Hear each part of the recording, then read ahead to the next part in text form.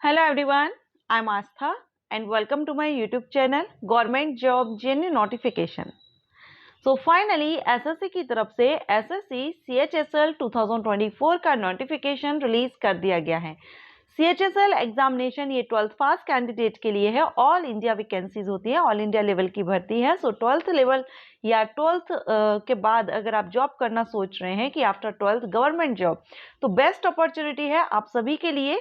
तो चलिए स्टार्ट करते हैं और इस वीडियो में हम सारी इंफॉर्मेशन लेंगे SSC CHSL 2024 नोटिफिकेशन के बारे में।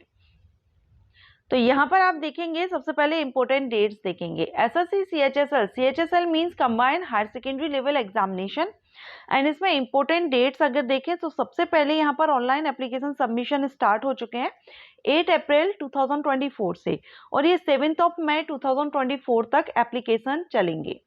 सो अगर अभी आप अप्लाई करना चाहें तो अभी अप्लाई कर सकते हैं, रनिंग में है 7 मई 2024 तक। इसके बाद अप्लाई करने की लास्ट डेट हमने देख ली। Last date making fee payment ये 8 मई रहेगी फी पे करने के लिए, एप्लीकेशन फीस। करेक्शन विंडो जो ओपन होगी ये आपकी 10 मई और 11 मई 2 दिन आपकी करेक्शन विंडो ओपन रहेगी। अगर आपसे फॉर्म फिलअप में कोई गलती हो जाती है, आप उसको करेक्ट करना चाहते हैं, तो 10 मई और 11 मई ये 2 दिन करेक्शन विंडो ओपन रहेगी। एसएससी की वेबसाइट पर जाकर के आप अपने फॉर्म में करेक्शन कर सकेंगे। इसमें जो सिलेक्शन प्रोसीजर होता है उसमें 2 एग्जामिनेशन होते हैं, टियर 1 टियर 2, दोनों ही कंप्यूटर बेस्ड एग्जामिनेशन होते हैं। मींस कंप्यूटर पर आपको अपना पेपर देना होता है। जो फर्स्ट रहेगा वो आपका जून जुलाई 2024 में रहेगा। अब इसकी डेट क्या रहेगी, किस किस डेट में आपका हो सकता है, ये जुलाई मंथ की आपका कल मैंने वीडियो अपलोड किया था, एसएससी की तरफ से एग्जामिनेशन डेट डिक्लेयर की गई है, तो वो वीडियो लिंक आई बटन पर दूंगी, आप विजिट कर लीजिएगा। एग्जामिनेशन डेट CHSL एग्जामिनेशन की जो डेट है वो भी डिक्लेयर कर दी गई है। यहाँ पर आपको मंथ बताया गया है लेकिन डेट्स भी डिक्लेयर कर दी गई हैं, तो आप वीडियो विजिट कर लीजिएगा आई बटन पर। टियर सेकेंड यहाँ पर अभी मेंशन नहीं किया है, वो जैसे ही अपडेट आएगा उसमें हम कवर करेंगे। चलिए अब यहाँ पर आप देखेंगे पोस्ट कौन कौन सी होती हैं। तो देखिए जो SSC CHSL एग्जामिनेशन है ये 12th लेवल की भर्ती होती है और इसमें जो पोस्ट होती हैं वो lower division clerk, junior secretariat assistant and data entry operator. अब जो लोअर डिवीजन क्लर्क होती है LDC या जूनियर सेक्रेटेरिएट असिस्टेंट, इनके लिए जो सैलरी होती है ये पे लेवल 2 से होती है, 19,900 से स्टार्टिंग और 63,200 तक। इसके बाद जो नेक्स्ट पोस्ट है वो डाटा एंट्री ऑपरेटर की होती है और ये डाटा एंट्री ऑपरेटर 2 अलग अलग डिपार्टमेंट्स में रहती हैं। एक तो डाटा एंट्री ऑपरेटर सभी डिपार्टमेंट्स में रहती हैं सेंट्रल लेवल की, एंड एक जो रहेगी आपकी ये ग्रेड A के लिए रहेगी। तो ग्रेड A पर आपकी जो पोस्ट है ये भी जो डाटा एंट्री है ये आपकी लेवल 4 से है और डाटा एंट्री ऑपरेटर भी लेवल 4 से है, लेकिन इसमें कुछ पोस्ट यानी कुछ डिपार्टमेंट ऐसे होते हैं जहां पर डाटा एंट्री ऑपरेटर के लिए जो सैलरी होती है वो लेवल 5 से होती है।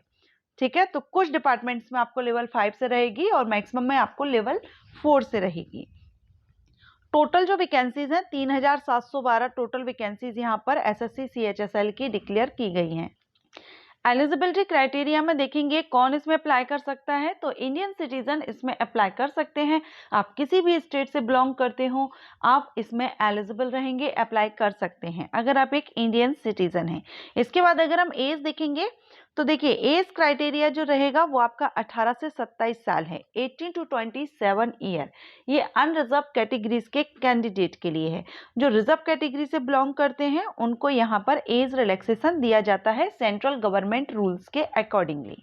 जो अनरिजर्व कैंडिडेट हैं अगर वो ऐसे अपना एज नहीं देख पाते हैं कि 27 है या नहीं या अबव हैं, 4 दिन 2 दिन, तो आप यहाँ पर बर्थ डेट दे दी गई है। ये बर्थ डेट इसके बीच में आपका बर्थ होना चाहिए तो ही आप इसमें एलिजिबल होंगे। इसके अलावा जो अनरिजर्व कैटेगरीज के कैंडिडेट हैं उनको तो यहाँ पर ये चार्ट दिया गया है, एज रिलैक्सेशन आपको मिल जाएगा। SC/ST कैंडिडेट को 5 ईयर्स का, OBC को 3 ईयर्स का, PWD कैंडिडेट को कैटेगरी के अकॉर्डिंगली 10 to 15 ईयर का रिलैक्सेशन है।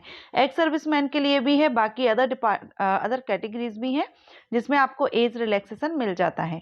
तो यहाँ पर आप देख लेंगे फीमेल्स के लिए भी, जो विडोज हैं, डिवोर्स्ड वुमेन हैं, उनके लिए भी यहाँ पर 35 अपर एज लिमिट रखी गई है और कुछ कंडीशंस में जो SC/ST कैंडिडेट में आएंगी उनको 40 ईयर रखी गई है। एक और इम्पोर्टेंट पॉइंट यहाँ पर मैं आपका क्लियर करूँ, यहाँ सेंट्रल गवर्नमेंट के वेरियस डिपार्टमेंट में भर्ती की जाती है, ठीक है।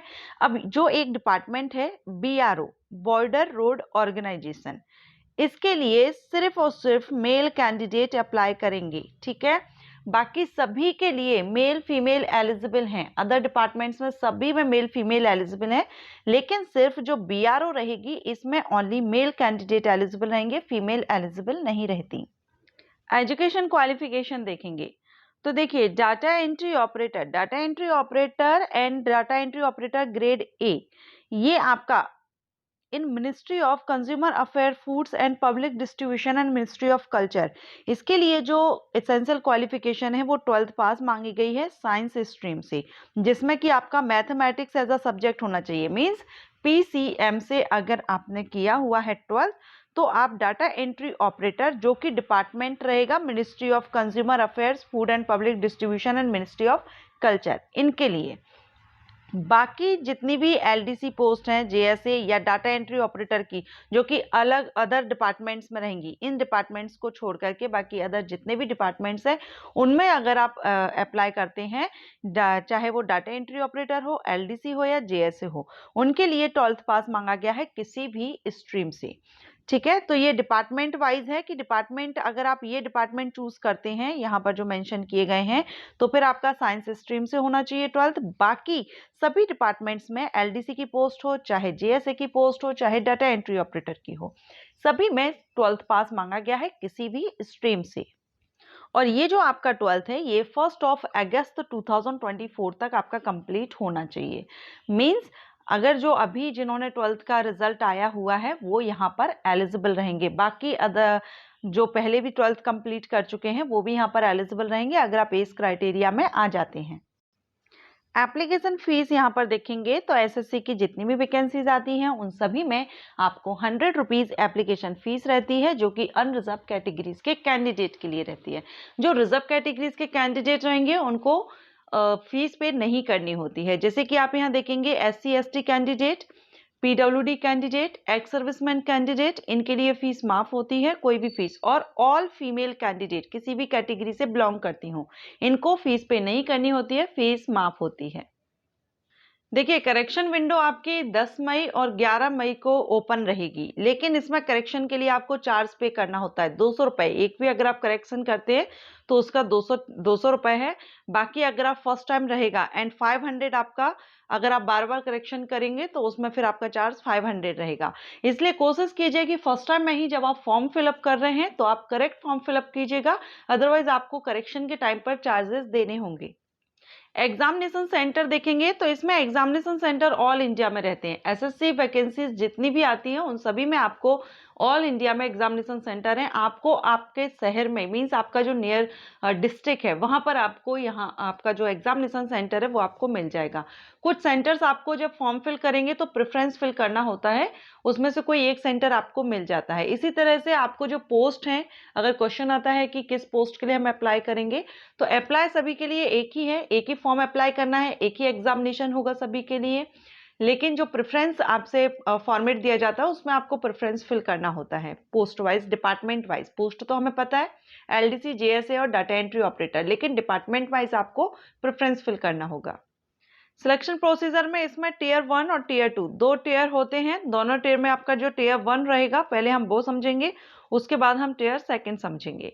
टियर 1 में आप देखेंगे यहाँ पर English language, general intelligence, quantitative aptitude and general awareness, सभी से 25-25 क्वेश्चन आते हैं 50-50 मार्क्स के। मीन्स ईच क्वेश्चन 2 मार्क्स रहेगा। 60 मिनट की टाइमिंग इसमें आपको दी जाती है। ऑब्जेक्टिव टाइप होते हैं MCQs टाइप, जिसमें आपको 4 ऑप्शन दिए जाते हैं, जो भी सही है वो आपको टिक करना होता है।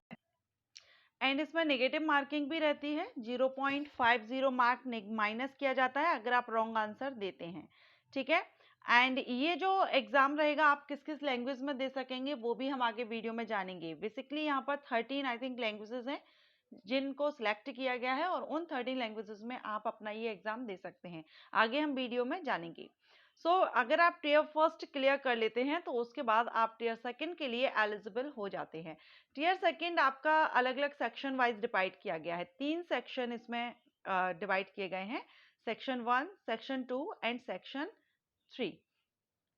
अब इसका जो सेक्शन 1 रहेगा, सेक्शन 1 में आपके 2 मॉड्यूल आ जाते हैं, जिसमें मैथमेटिकल एबिलिटी और रीजनिंग इंटेलिजेंस। मींस सेक्शन 1 आपका mathematical and reasoning and intelligence, general intelligence से क्वेश्चन रहेंगे। 30 क्वेश्चन है टोटल। आपका जो सेक्शन 1 है वो 60 मार्क्स का रहेगा और 180 मार्क्स 60 क्वेश्चंस का रहेगा।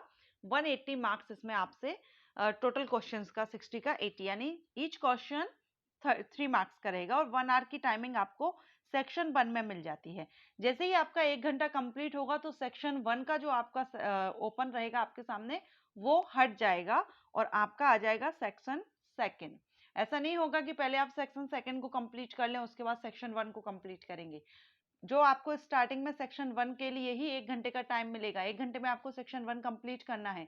जैसे ही 1 घंटा कंप्लीट होगा, आपका सेक्शन कंप्लीट हुआ है या नहीं हुआ है, सेक्शन 1 आपका हट जाएगा, सेक्शन 2 आपके सामने होगा। ठीक है। सो सेक्शन 2 अगर देखेंगे यहाँ पर जो सेशन 1 है इसमें सेक्शन 2 आपका रहेगा, जिसमें मॉड्यूल 1 मॉड्यूल 2 रहेगा। General English language compression and general awareness. English से आएंगे 40, अवेयरनेस से आएंगे 20, टोटल 60, 180 मार्क्स की टाइमिंग। 20 मिनट यहाँ पर एक्स्ट्रा आपको उसमें दिया गया है पीडब्ल्यूडी कैंडिडेट के लिए। ठीक है। इसके बाद सेक्शन 3 रहेगा। सेक्शन 3 जो आपका है ये कंप्यूटर नॉलेज है। ये आपका सेशन 1 चल रहा है कंप्लीट। ओके, सेशन 1 आपका रहेगा, उसके बाद सेशन 2 आपका आता है टाइमिंग के बाद में। तो सेक्शन 3 आपका रहेगा जिसमें सिर्फ आपका कंप्यूटर नॉलेज मॉड्यूल है, जो 15 मार्क क्वेश्चन है, 45 मार्क्स के रहेंगे, 15 मिनट की टाइमिंग है। इसके बाद सेक्शन 3 रहेगा जो आपका स्किल टेस्ट होगा, टाइपिंग टेस्ट और स्किल टेस्ट। स्किल टेस्ट आपकी डाटा एंट्री ऑपरेटर के लिए रहेगी। डिपार्टमेंट मिनिस्ट्री जो मेंशन किए गए हैं पैरा 8.1 में उनको छोड़ करके, बाकी टाइपिंग जो रहेगी आपकी एलडीसी और जूनियर सेक्रेटेरिएट असिस्टेंट पोस्ट के लिए रहेगी। So skill test data entry operator के लिए और टाइपिंग आपकी एलडीसी के लिए।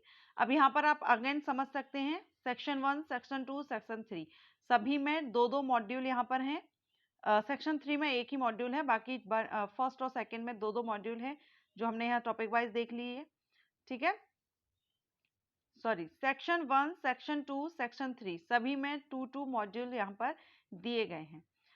और भी ज़्यादा अच्छे से अगर आप इसको समझना चाहते हैं तो मैंने अलग से वीडियो अपलोड किया हुआ है एसएससी सीएचएसएल टियर 2 एग्जामिनेशन के बारे में, जिसमें आपको बहुत ही अच्छे से समझाया है। आप उसको एक बार देख लीजिएगा। स्किल टेस्ट पर भी मैंने वीडियो अपलोड किया है, स्किल टेस्ट कैसे होगा ये भी मैंने वीडियो अपलोड किया हुआ है, तो आई बटन पर आपको लिंक दूंगी, वो सारे वीडियोज आप विजिट कर लीजिएगा। सिलेबस आप देखेंगे टियर 1 के लिए इंग्लिश लैंग्वेज जनरल इंटेलिजेंस, यहाँ आपका नोटिफिकेशन में ही आपको फुल सिलेबस इसमें दिया गया है। और अगर आप चाहते हैं एक्सप्लेनेशन तो सिलेबस में ज़्यादा कुछ चेंजिंग नहीं है, एज इट इज़ है। तो आप जो मैंने प्रीवियस वीडियोस अपलोड किए हैं आप उनको देख लीजिएगा। अब हम यहाँ लैंग्वेजेस देखेंगे तो देखिए यहाँ पर 30 नहीं 15 लैंग्वेजेस हैं जिसमें आप अपना ये एग्ज़ाम दे सकते हैं, जिसमें कि आपकी हिंदी, इंग्लिश, असमीज़, बंगाली, गुजराती, कन्नड़ा, कोंकणी, मलयालम, मणिपुरी, मराठी, उड़िया, पंजाबी, तमिल, तेलुगु, उर्दू, ये लैंग्वेजेस हैं जिसमें आप जो भी आपका मीडियम है जिसमें भी आप देना चाहें उसमें आप अपना एग्ज़ाम दे सकते हैं।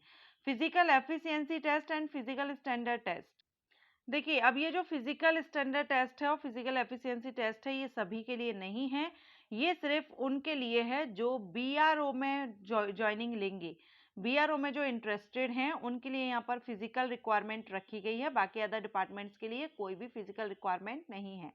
तो यहाँ पर आप देखेंगे कि आपकी जो फिजिकल एफिशिएंसी टेस्ट है उसमें 1 माइल रनिंग रहेगी एंड इसमें online passing the test and mandatory, सिर्फ पास करना जरूरी है, क्वालिफाइंग नेचर का है।